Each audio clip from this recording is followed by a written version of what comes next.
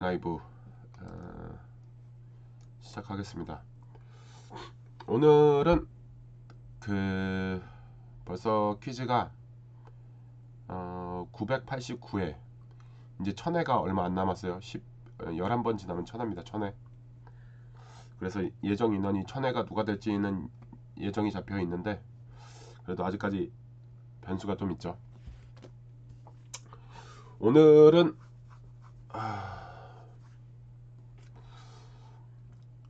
아이들 경제교육 관련해 가지고 지금 여기 보시는 것처럼 그렇게 크게 막 메리트가 있고 막 이런 건 아니지만은, 어쨌든 정부에서 만들어 놓은 사이트가 있어요.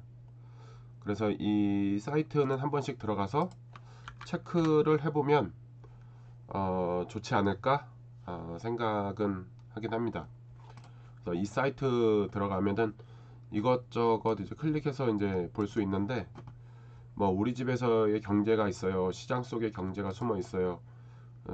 그래서 이제 간단하게 뭐 내용들 이렇게 이제 아이들한테 어떻게 설명해주면 좋을까에 대해서 좀 팁을 얻을 수 있는 정도, 깊이는 그렇게 많이 없습니다. 동영상도 있으니까 한번 보시면 좋을 것 같고, 그리고 이제 금융과 신용을 친구해요 뭐 이런 걸로 해서 이런 설명들이 좀 이렇게 나와 있어요. 그래서 이런 것들을 한번 참고해 보면서 아이들 어떻게 교육하면 좋을까에 대해서도 한번 생각을 해보면 좋을 것 같습니다. 저는 기본적으로 아이들의 경제 교육이라고 하는 것들에 있어서 음, 비교하지 않는 것, 나를 비교하지 않고 다른 집을 비교하지 않고,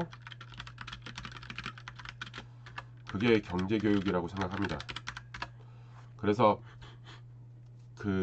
보면은 이게 잘 얘기가 소통이 안 되다 보니까는 아이들이 이제 뭐 집 크기도 비교도 하고 부모님 직업 비교도 하면서 이런 문제들이 또 생기는 경우들이 있는데, 아예 그것조차도 얘기하기 힘든 열악한 환경에 놓여 있는 아이들도 있어요. 그래서 이제 그런 것들에 대해서 조금은 균형 감각이 있게 얘기를 하는 게 좀 필요한데, 그게 참 어렵긴 하죠. 그래서 가장 쉬운 것부터가 어, 부모님이 어떠한 일을 한다. 그래서 그런 활동을 통해서 돈이 들어오고, 그 돈을 통해서 학원을 간다든지 우리가 지금 먹고 이렇게 하는 활동을 하는 거에 대한 기본적인 얘기를 해주는 게 좋지 않을까. 그게 경제 교육의 기본이지 않을까 생각을 합니다. 부모님이 뭐를 하는지도 모르고 그 돈이 어디서 나온지도 모르고, 그렇게 알고 돈이 그냥 저절로 나오는 걸로만 알고 있는 아이들이 나중에 가서 자기가 경제 활동을 할 때 제대로 뭔가를 할 수 있을까라는 생각이 좀 들기도 들어요.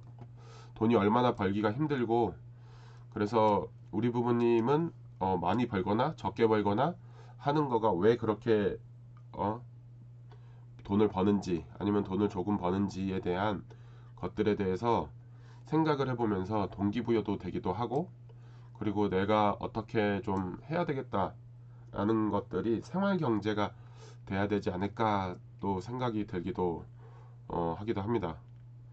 이제 그런 것들이 좀 돼야 되는 거지, 부모님이 뭐 하는지도 모르고 어떻게 돈이 생기는지도 모르고 그 돈을 소비하면서도 이거를 어떻게 소비를 해야 될지, 그리고 그 소비에 대해서도 소비를 통해서 만족감이라는 게 있어야 되는데, 만족이 아니라 그냥 남들이 하는 소비니까 나도 하겠다, 이런 소비가 되는 것들이 문제인 것 같아요.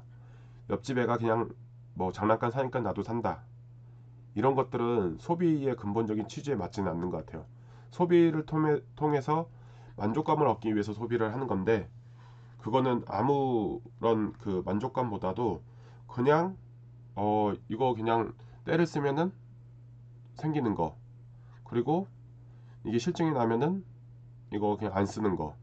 이렇게 되다 보면은 그게 반복이 되다 보면은 정작 중요한 거를 어떠한 만족감을 얻을 수 있는 만족감 얻을 수 있는 그 소비를 해야 되는 타이밍에 그걸 놓치는 경우가 있을 수가 있어요. 그래서 이제 만족에 돈이 적더라도 만족을 하는 소비를 할 수가 있는 거고, 돈이 많더라도 만족하는 소비를 못하는 이유 중에 하나가 계속 무엇인가를 비교를 하기 때문에. 그냥 무언가를 살 때는 비교를 해야죠. 무언가를 경제 활동을 진행하는, 소비를 진행하는 과정에는 비교를 하는 게 맞는데, 이 결과 만족 이런 부분에 대해서는 내가 기준을 잡아서 이게 남들하고 돈이 많아서 기쁜 게 아니라 돈이 없더라도 이렇게 내가 생각을 갖고 소비를 했기 때문에 만족한다, 이러면은 제대로 된 소비인 것 같습니다. 그렇게 됐을 때 조금은 좀 더 윤택한 소비가 되고 아이들도 경제 개념이 잡히지 않을까 또 생각이 들기도 하더라고요. 그래서